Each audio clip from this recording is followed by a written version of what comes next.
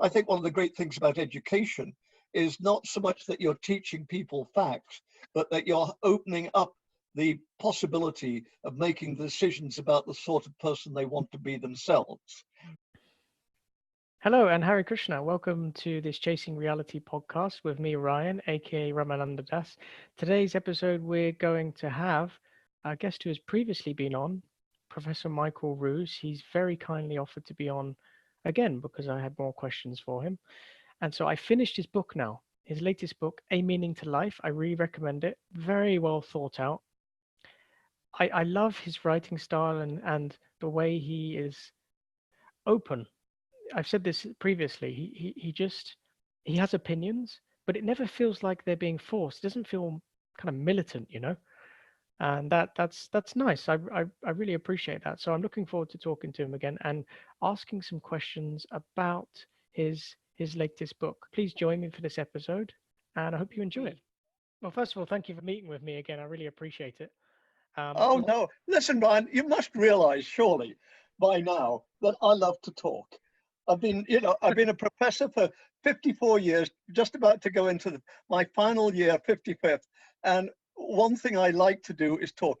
I embarrass my wife wherever we go. Whenever we go to the supermarket, I immediately start talking to the kids who are doing the checkout, asking them about their education and everything like that. Because I'm a prop. That's what I do for a living. So I'm worse than a used car salesman. Hi, Ryan. I've got this wonderful. you don't make those commissions though. Right. Anyway, what can I do for you today? So I finished your book. I've been listening to it on Audible. Okay.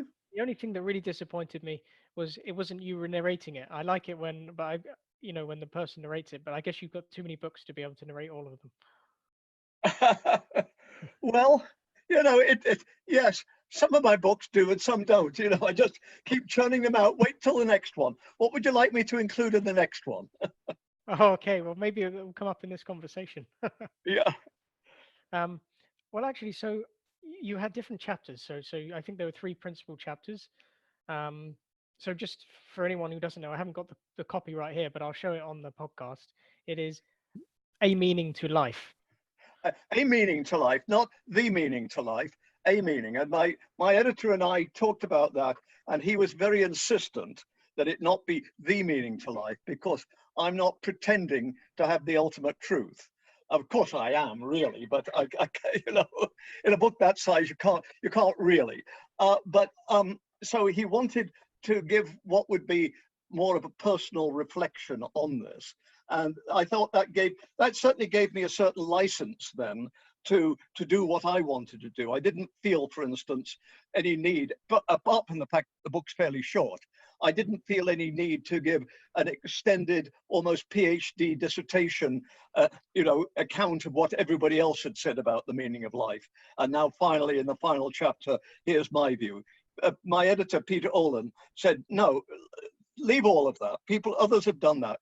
Talk about what you want to talk about. And it was, the length of it was just perfect. It was one of those cases where, I can easily write a full-length book, but it was one of those cases, I thought, where the things I wanted to say needed to be said directly with, if I might say so, some force, and get in, say it, and then get the hell out of it, as it were.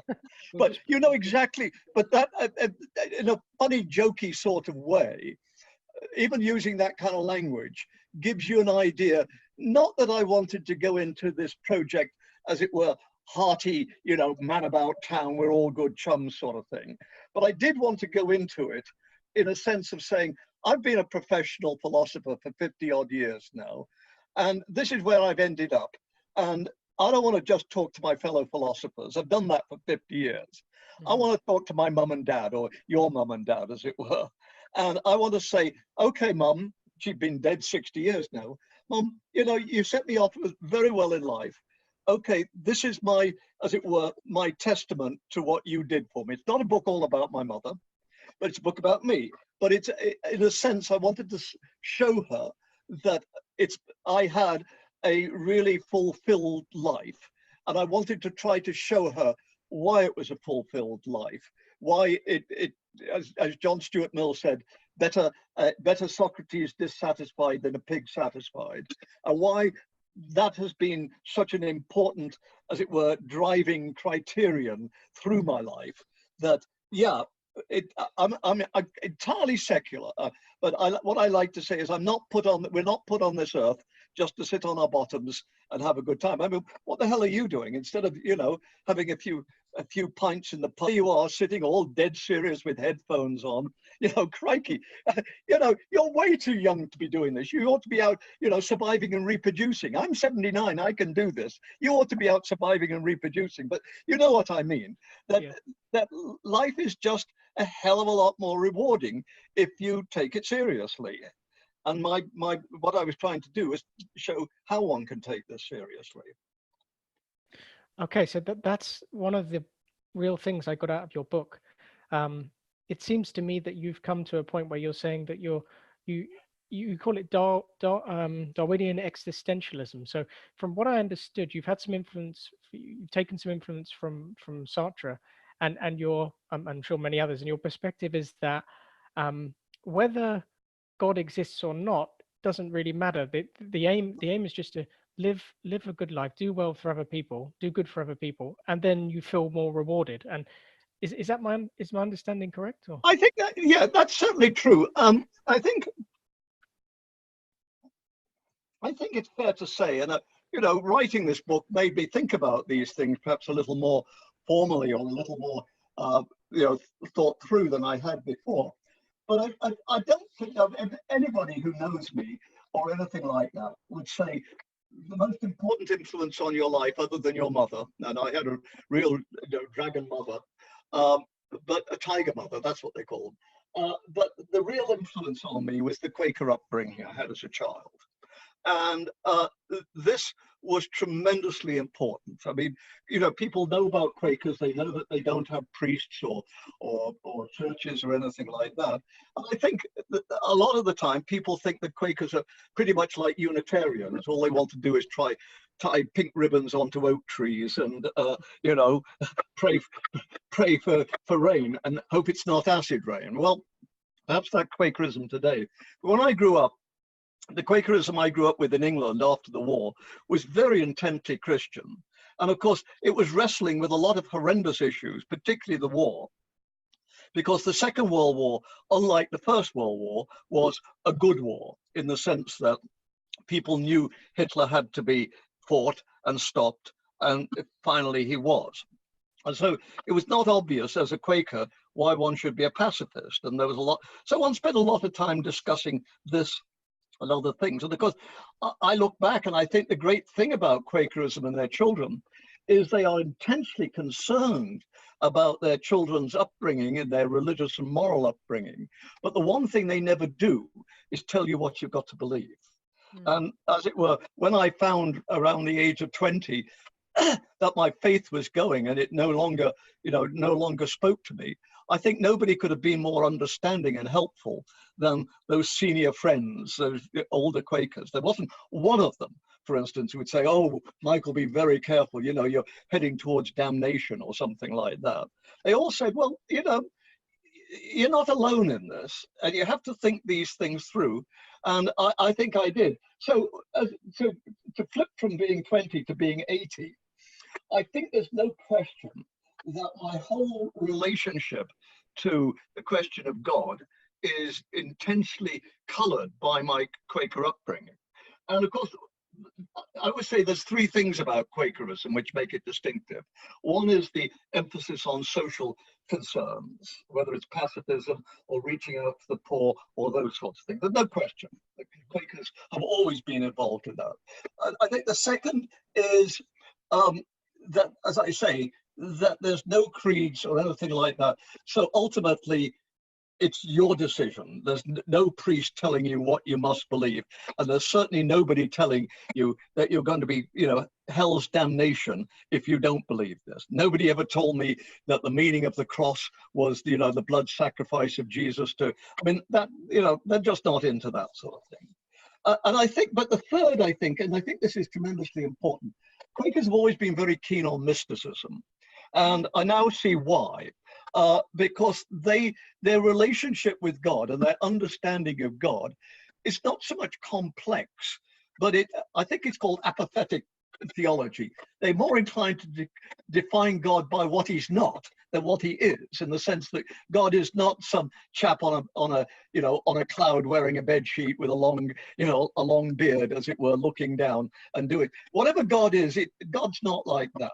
And God is a mystery. And I mean, Quakers, as I say, Quakers of my childhood felt they had absolutely no doubt but that God existed and that God had formed our lives and our lives must be led in relationship to God. I mean, one of the interesting things about Quakers is they don't celebrate Holy Communion, not because they deride Holy Communion, but because they say the whole of life is sacramental. It's not just the one act like this, you're breaking the bed. They want to say all of life is a sacrament. And I still feel that in a secular way very strongly. And another thing is Quakers talk about the inner light, that of God in every person. That's why Himmler was evil, because he got that of God, which he was perverting. And I've always felt very strongly about that in a secular sort of way too. And, as a teacher, this has been tremendously important, particularly everybody likes nice students or clever students or good looking students. It's the students who are difficult, the ones that you get the feeling really don't care about the course. All they want is the mark or that sort of thing. And that's where, as I say, I think you've got to work extra hard and recognize that this is a person you're dealing with. So as I say, I think all of these things have been tremendously important to me in my life. But now I say to myself, well, how could they be if for 60 years you don't believe in the existence of God? How on earth can you say I live a more Quakerly life now than I ever did in my whole life, if for 60 years you've been denying the theology? And I think that this is what's come to me very strongly, is that it's the existence of God for me is not important. I mean, obviously, as a philosopher and all of these things, of course I'm interested in that, but as a human being, the existence of God is not where I'm at. It's the existence of Mike, existence of me. And now, that's not being egocentric. What it means, though, is, as Sartre said, we are here, we are, as he said, condemned to freedom. We have to make our lives ourselves. Now, you could say, oh, bugger it, I'm not going to do this. I'm just going to watch Fox News and drink a few, Bud Light or whatever it is. And, on Sundays, I'm going to watch football and not much else, And that's the kind of life I live. Well, but at a certain level, obviously, you're choosing to have that kind of life. It's your kind of choice. And of course, I think one of the great things about education is not so much that you're teaching people facts, but that you're opening up the possibility of making decisions about the sort of person they want to be themselves, rather than, as it were, just, everybody does this. One of the things I'm trying to do as a philosopher is open up to my students that there are other things in life that they might do, other people. That's why I like to take my students abroad. I've just took a bunch of them to Oslo. And that's why a lot of what I'm doing is, as I say, extending the range of freedom, if you like, or strengthening their sense of freedom so that they can make their own lives. And I feel very strongly now, as I look back, that's, although I'm a non-believing Quaker, in a way, I'm a very strong non-believer. I like to say I'm a very conservative non-believer. And I think in a way I am, in the sense that I feel very strongly that life is not meaningless. I don't mean that I believe in spooks or extra whatever. The thing is, I don't. But I think that we find ourselves here. You, like Sartre said, it's absurd. Why should I have, as it happens, 80 years of existence? I came from nowhere. I'm going to nowhere. I don't know where the hell I am in the universe, or I'm not sure anybody else really knows. But here I am. I'm cast down and had the kind of, why should I have this life rather than have been born, let's say, a refugee in Syria or a Jew? I mean, look, imagine if I'd been born in Nazi Germany in 1940 of Jewish parents. Well, I very much doubt I'd be around today. So there's all of these sorts of issues. And as Sartre talks about it as absurd. I mean, what I think he means by that is, if you think too hard about it, it is absurd. But it doesn't mean to say, you just say, oh, well, that's the end of it. Go and have another beer. It means, well, okay, stop crying. You know, you're here, you got it. So, you know, what the hell are you going to do about it? Well, don't whine. Okay, this is where we're at. So try to do something with it. And I feel very strongly that that has been what I got from my Quakerism. That, so it's obviously the very heavy emphasis on interrelating to others. I'm not a Mother Teresa. I have absolutely no interest whatsoever in going to build houses for the indigenous poor in Kenya or something like that. But, you know, no, thank you very much. I mean, I'm just not into that sort of thing. And I give to some charities, not to all, but I certainly don't, you know, tithe myself or anything like that. So I'm certainly not Mother Teresa by any means, but I do feel very strongly that the life one leads has to be meaningful. And I suppose, if, you know, Kant said, you know, the two things which fill me with awe, the starry heavens above and the moral law within. And I guess I'm enough of a Kantian to think that. Certainly the moral law part is something you get from Quakerism. And as I say, I don't think it's by chance that I've been a teacher all my life. I mean, you know, being a teacher, it's not by chance I'm talking to you right now, because at some level, I want to pass on what I've learned so that your listeners or your watchers can say, oh, what the hell, what a boring old fart he is. I hope when I get to 79, you know, my physician will be a vet and put me down quickly, you know. But you know what I mean. I mean, so at some level, I am social, but it in a sense of trying to communicate to others. And if I can help others at some level in their path along the path of life, the veil, what did Keats call it, the veil of soul making, then, you know, that's something really good. If I can do that either by example or by teaching or those things. I mean, the other side, of course, is the creative side. I'm not sure, I wouldn't want to separate these, because everything creative is also social. I mean, you think of Shakespeare's plays. I mean, they're all either Henry V about beating the shit out of the French, or they're Romeo and Juliet about having underage sex, or you know what I mean, or they're Lady Macbeth and, you know, having nightmares. But it's all social, and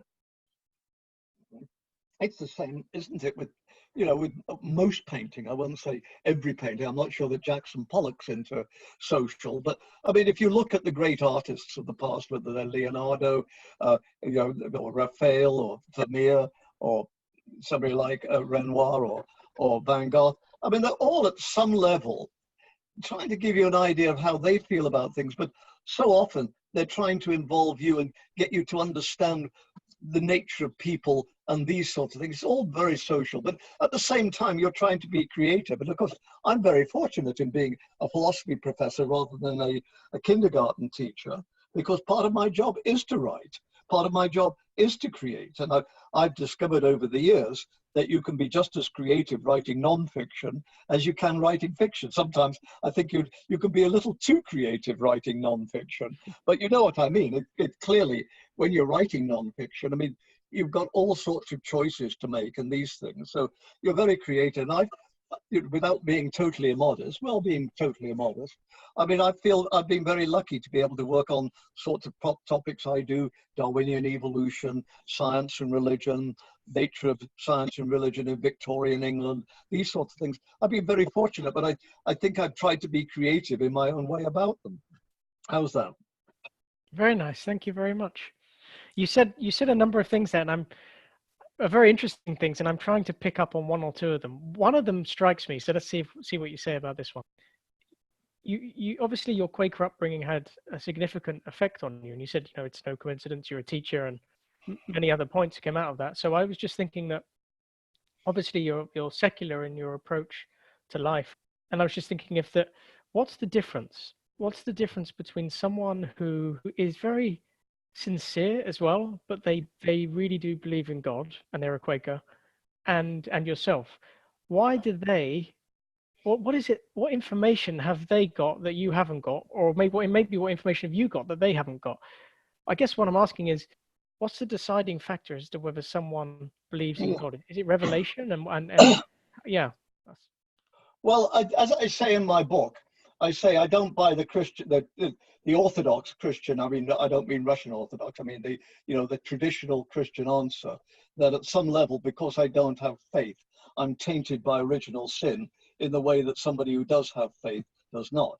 I refuse to believe, with all due respect, that in some way Franklin Graham or somebody like that is not tainted by original sin, and I am, because I'm a non-believer. I mean, I think, for instance, as I say in my book, I think, Cardinal Pell, who was the number one, who was the number 3 person in the Vatican, has now been convicted in Australia of, sexual abuse of minors and making them give him oral sex and that sort of thing. Now, if you're going to say to me that I'm tainted with original sin in a way that Cardinal Pell is not, I just don't buy it. I just don't buy into that. I mean, I didn't give up my belief in God because I deliberately turned against him or anything like that. It was just somehow at some point in my life, it no longer convinced. I mean, had I lived in a different environment, had I, for instance, my mother had lived and she was a very sincere Christian, had I married a girl within the faith or something like that, I'm quite sure I'd still go to meeting, the Quaker meeting. Whether or not I believe, I don't know. But so at a certain level, I don't. I mean, it would be easy to say I took up philosophy and gave up God, but that's not really the case. I mean, I didn't give up God because I'd taken up philosophy. I mean, apart from anything else, I've got a lot of friends who are Christian philosophers, so you can certainly be both of those, despite anything that Richard Dawkins says. And quite frankly, I feel a hell of a lot more comfortable with a lot of those friends than I do with the new atheists. So, there you go. It was just something that at some point just never appealed. That wasn't a question of not appealing to me, just didn't convince me. I don't know whether I say it in the book, but I say it time and again, that I always thought that by the age of 70, I'd be believing again, just as well to get back on side. I don't want to meet, I don't want to meet St. Peter either at the pearly gates or on, these days on Skype, Skype. St. Peter wants to talk to you. I don't want to get, oh, sorry, St. Peter. Yeah, I had a chance to change my mind at 70, but I decided not to. Whoops, I'm going down.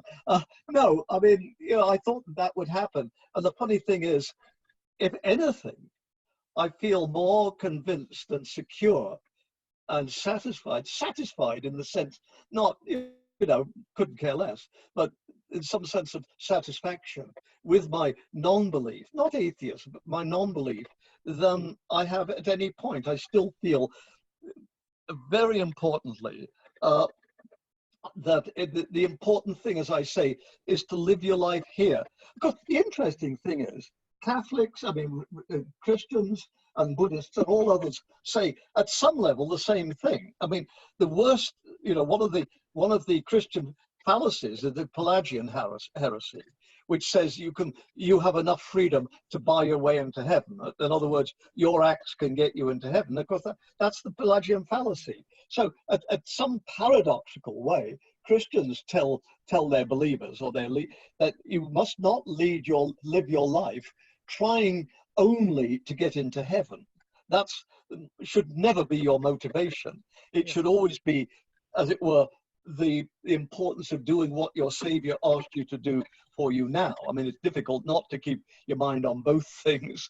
But so at a certain level, I mean, although I'm a non-believer, I'm not quite as heretical a non-believer as I think a lot of sensitive Christians. Obviously, somebody like, Franklin Graham or somebody like that, I'm just beyond the pale. I mean, I'm just out.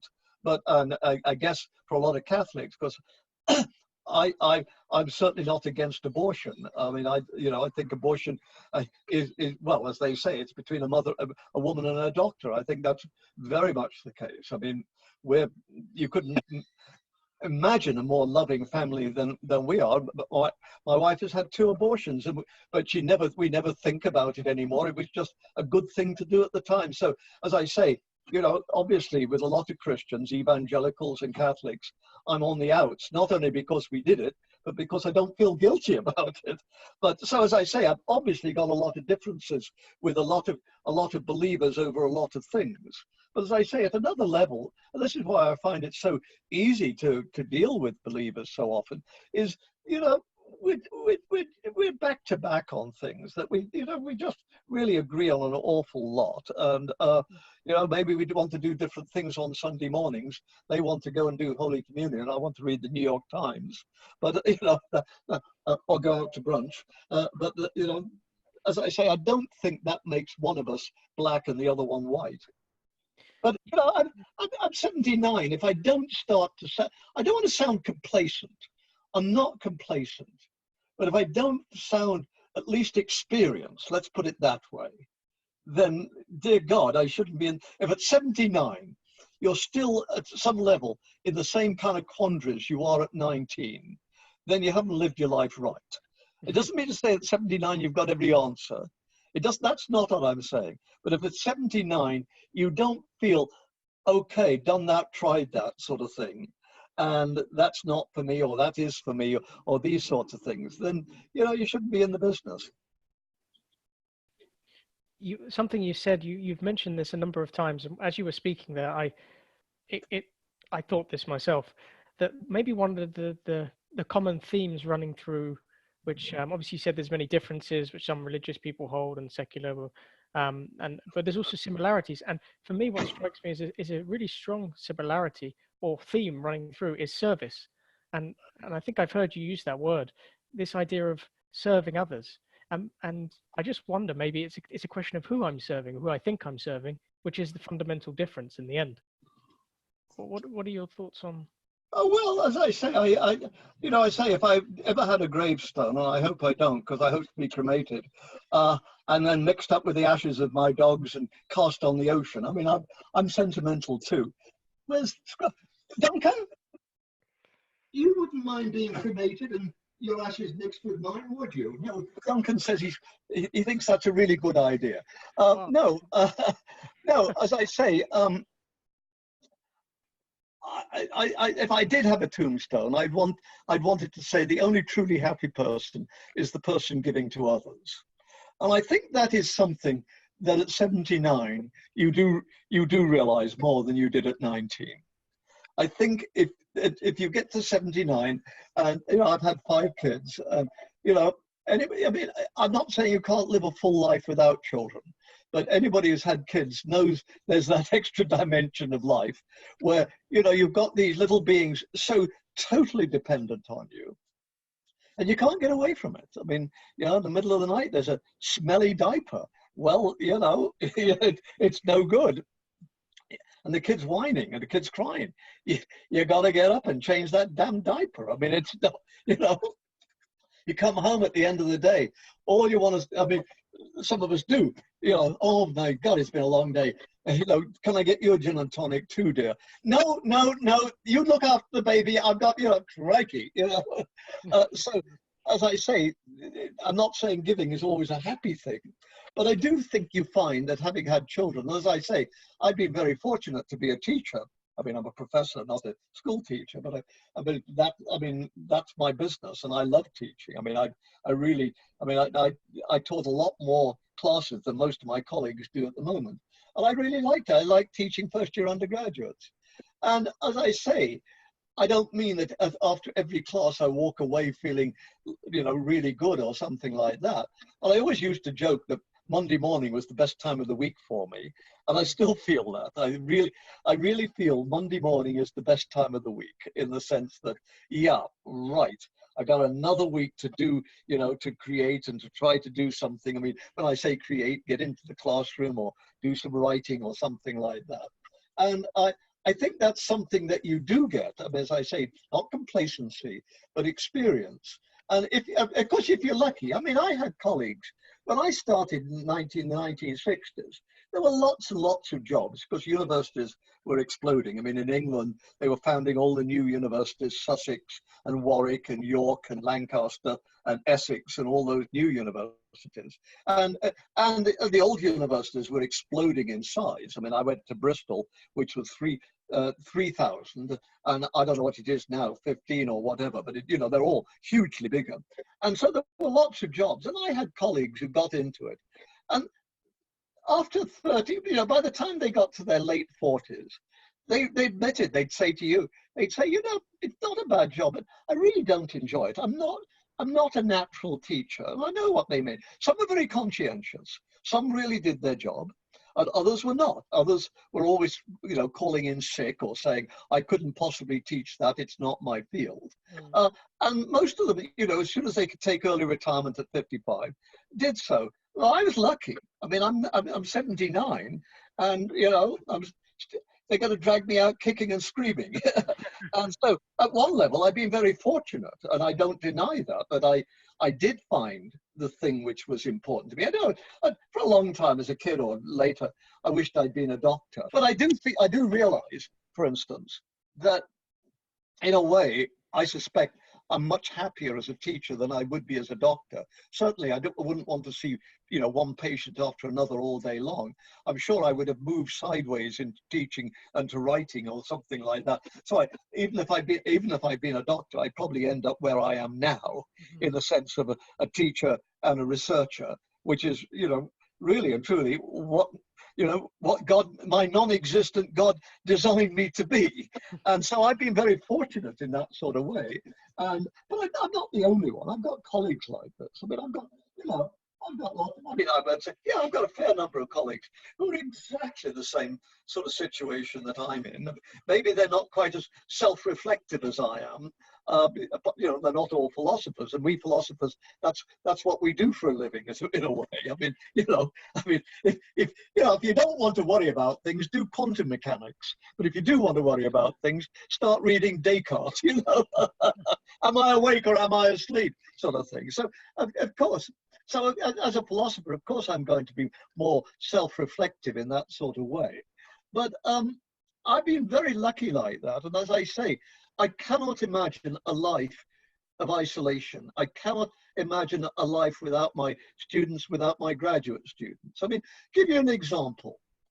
I did a refereeing job for one of my editors at Oxford a couple of weeks ago. He's been on vacation. So I sent it in. And it was a long, rather turgid manuscript. And he came back to work this morning and dropped me a note. He said, Mike, thanks tremendously for doing this. He said, I know you don't particularly want any books, but maybe you've got some students who would like them. And immediately I thought, I've got a couple of students that, you know, $300 worth of free books from Oxford would really count for them. Now, again, not Mother Teresa at all. Nor was my editor. You know, he could have said, thanks, Mike, let's move on. But, you know, that gives us both pleasure. And if I think I've already got a student in mind, I'm going to write to him and say, look, Peter, you know, go through the catalogue. If you can come up with, say, $300 or $400 worth of Oxford books, I'll put in the order for you and you'll get them. Now, you know, he's going to want those. They're going to mean more to him than they will to me, in the sense that, you know, he needs them more than I do at some sort of level. It'll give him a huge amount of pleasure. It'll give my editor pleasure. And I mean, there you go. The only truly happy person is the person giving to others. And if you read all the great philosophers, they tell you that. Think of Plato's Republic. I mean, the Guardians, the Guardians, their whole lives are devoted to running the state for the benefit of others. But does Plato regard the guardians as crippled or as unfortunate? Oh, absolutely not. Plato regards not to be a guardian is the best thing you can be, and it's the only way, you know, to true happiness. And I take that tremendously seriously. As I say, you read you read all the other great philosophers, Kant, I mean, Kant can be a little bit agonizing at times, but it comes across.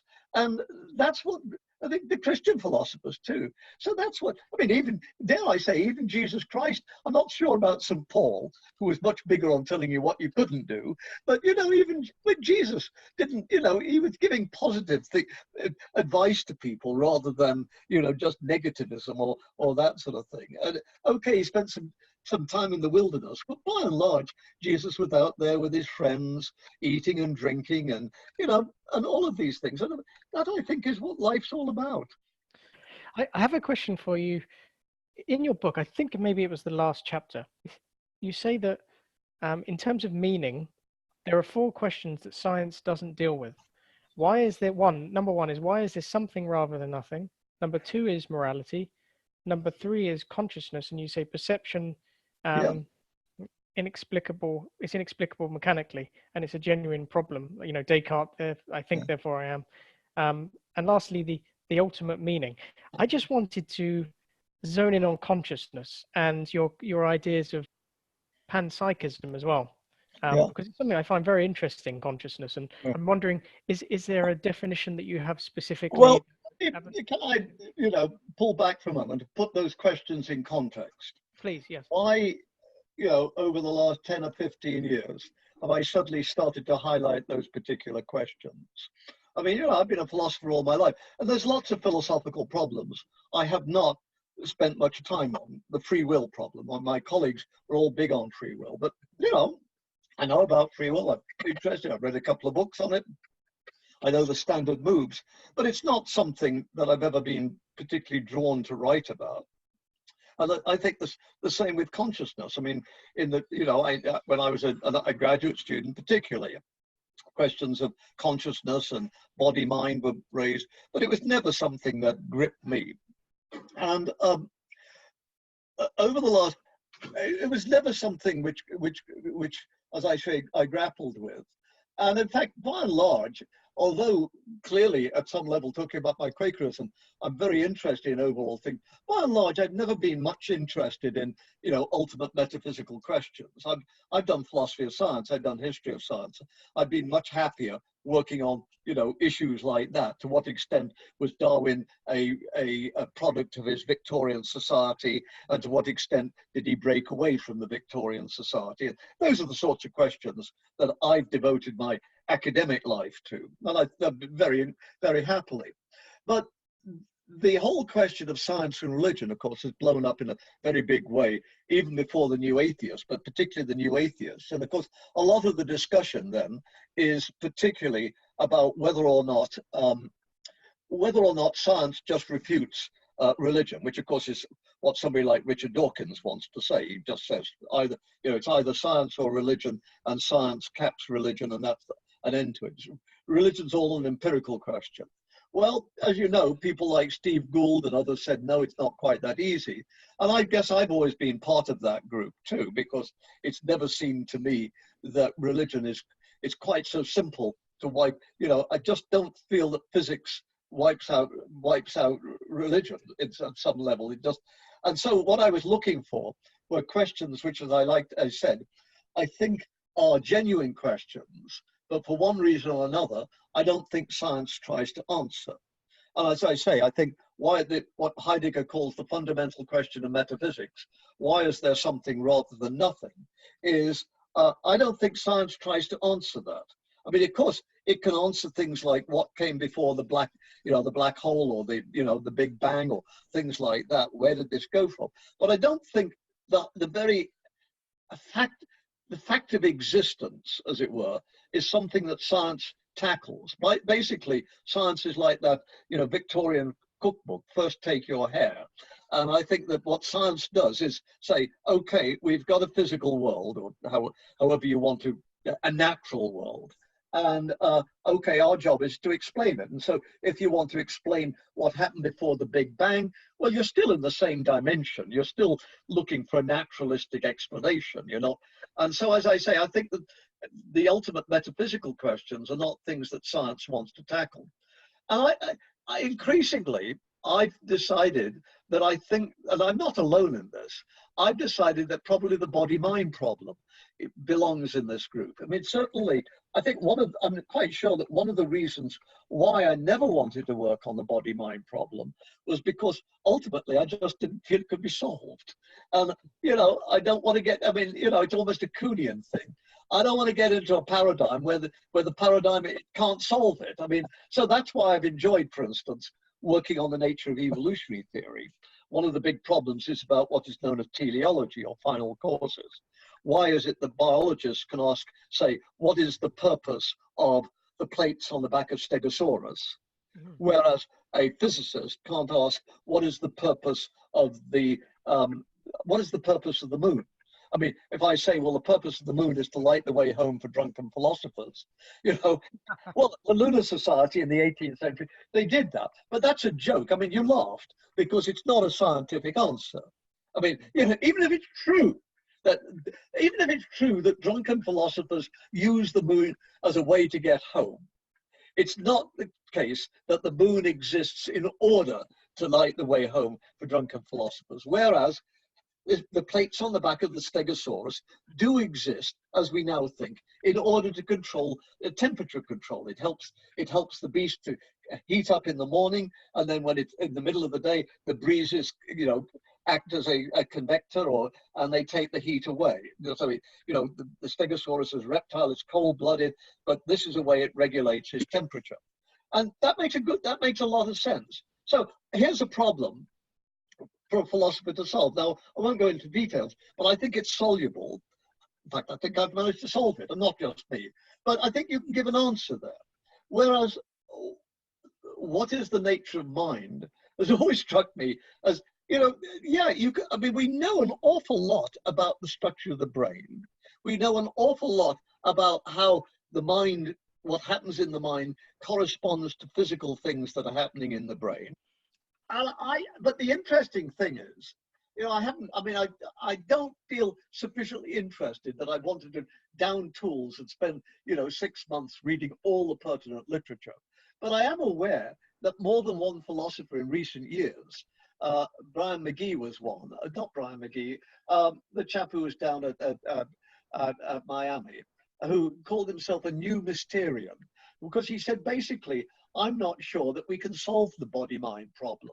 And as soon as I read that, I said, I think he's got a point there. I mean, somehow it always seemed to me, you make all these advances on understanding the way that the brain works and how it corresponds to the mind, but somehow you don't even seem to scratch the issue of what's the relationship between the two. And, somebody like Dan Dennett says, well, it's easy. All you've got to do is describe the brain and then you've got the answer. That's just not true.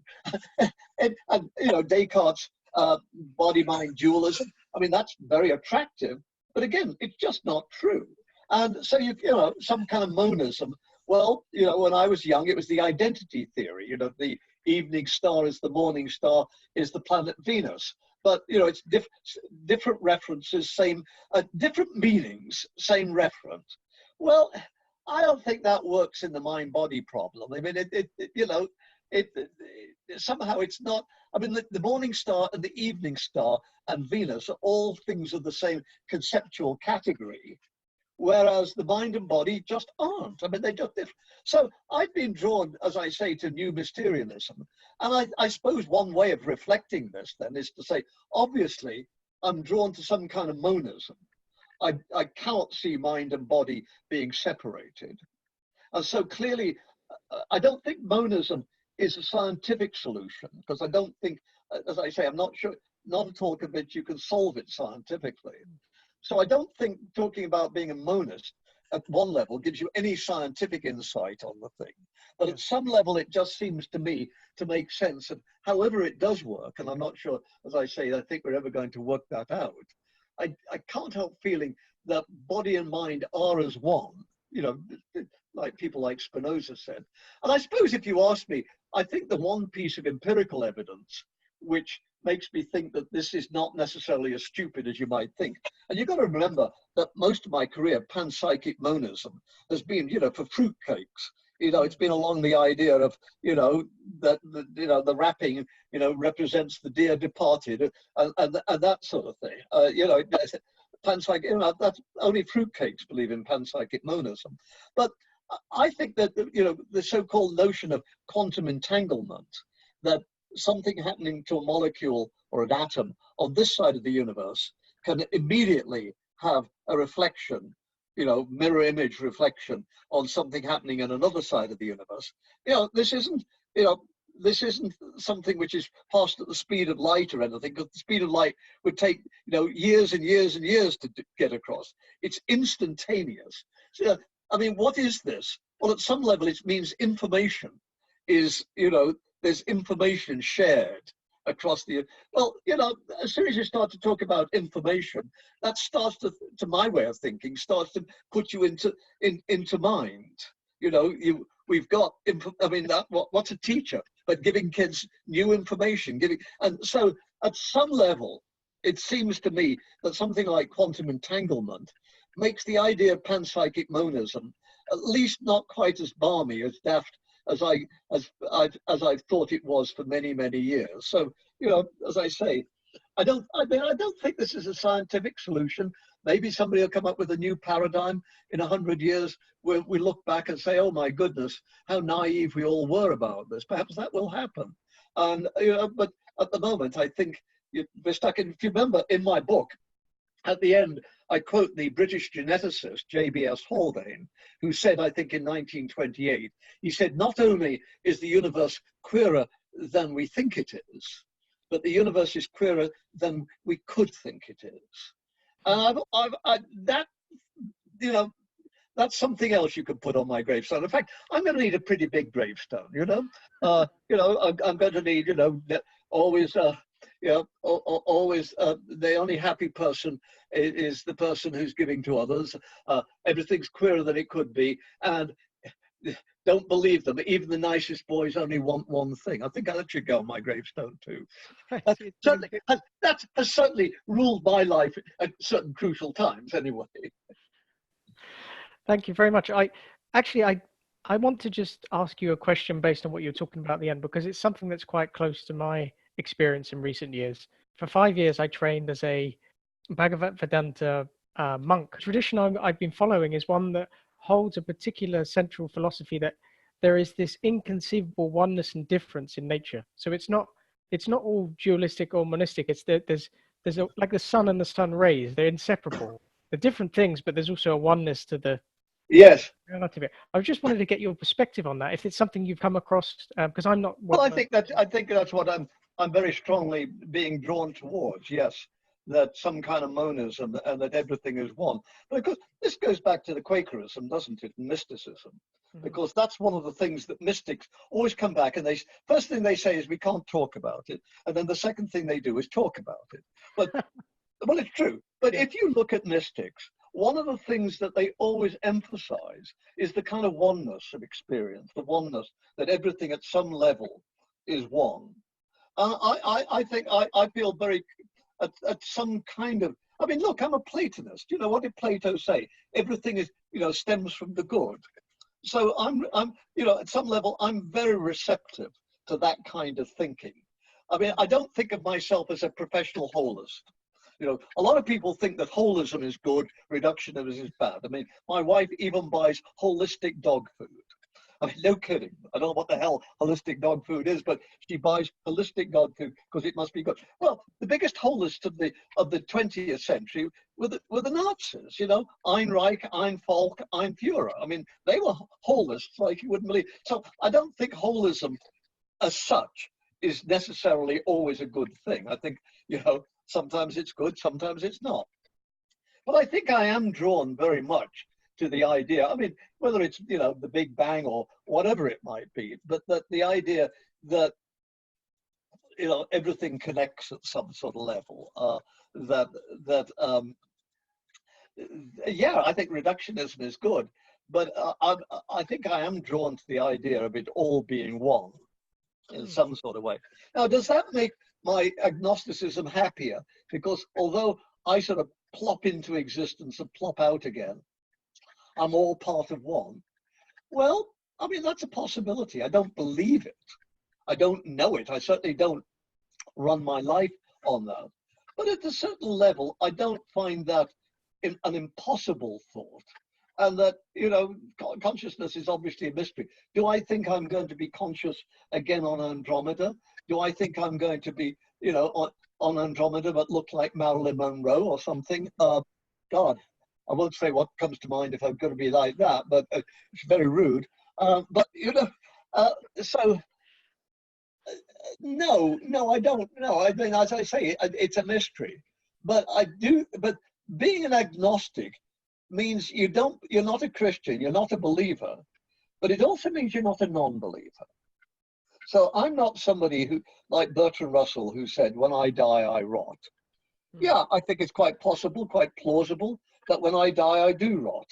I think that at some sort of level, I should live my life thinking that when I die, I rot, because I don't think you spend your life, thinking, oh yes, this is all a way to a better thing. I mean, no, get on with this life that you've got and enjoy it, and enjoy it, and I mean enjoy in the John Stuart Mill sense, to the full.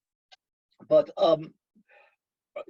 Mill's the guy who says better Socrates dissatisfied than the fool satisfied. So that's what I mean by the John Stuart Mill sense. So no, that's not so. But as I say, I'm not an atheist.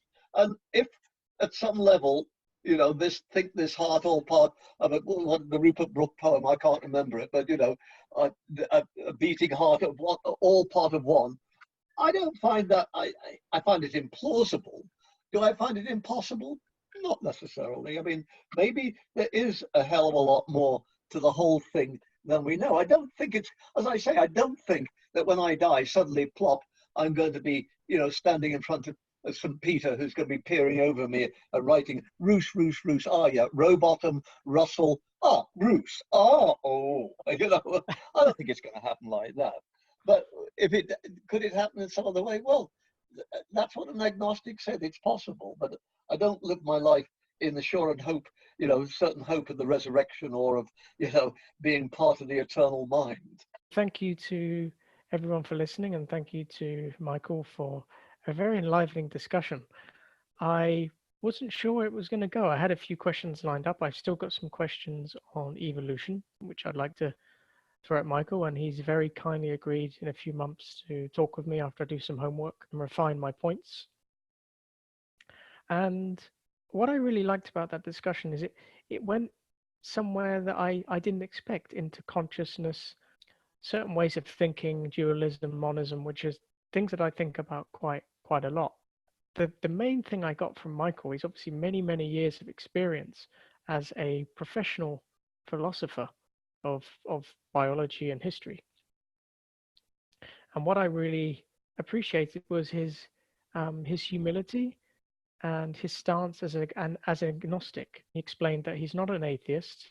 Michael was saying that that gives him the flexibility to really wonder about things and be curious, and not to have, it sounded like you don't have to take a very fixed stance, which you need to support. So it means he's very open and very curious. And I found our conversation fascinating. So thank you once again for listening, and I hope to have more amazing podcasts like this.